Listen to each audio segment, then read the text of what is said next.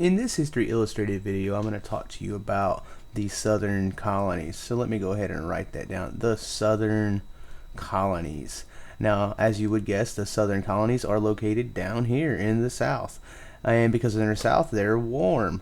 I'm going to talk to you a lot more about that in the following video. However, it does play a part in this particular video here. So I'm going to go ahead and start. The very first colony in the history of the United States was Jamestown, Virginia. Now, Jamestown was the name of the town. Virginia was the name of the colony. Okay, Jamestown was the very first one. It was started in 1607 for some money. So, Jamestown, 1607, it was started by a company looking to make some money.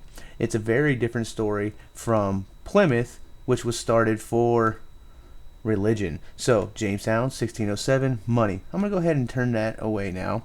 And I'm going to go ahead and focus on just telling you one at a time. Let's start with Virginia. Like I said, Virginia was the very first colony. Jamestown was located right about there, and that was 1607. And they were started for money. The way they were going to make money was with agriculture.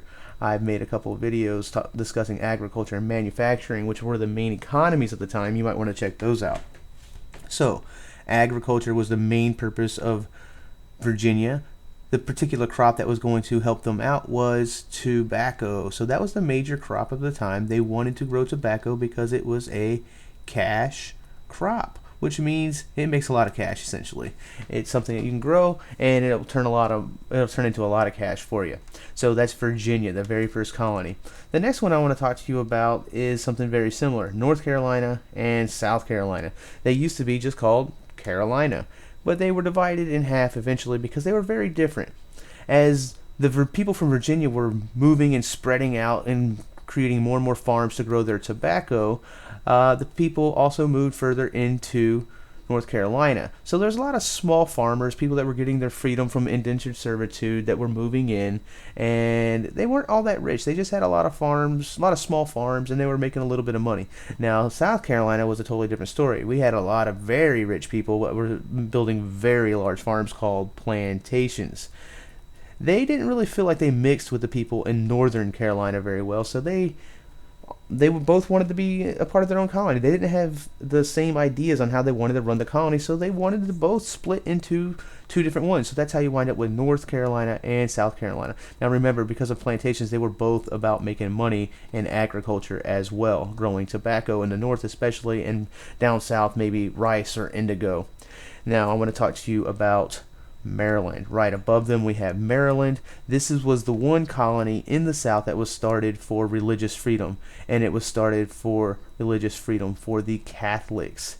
It was originally a Catholic colony. They named it Maryland because if you look at it, Mary and then land, if you've ever noticed, Catholics typically will pray to the Virgin Mary, so they named it in honor of her, Maryland, and today we just call it Maryland.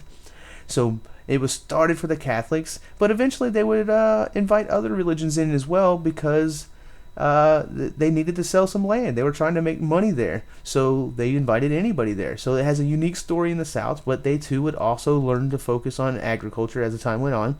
And then at the very bottom we have Georgia. This is a very unique colony because it was started for money, but in a very different way. It was started for people called debtors. These people are in debt, which means they owe money. So it was started for people that owed money so they can move there, make some money, and get out of debt. Alright, that's it for the 13 colonies.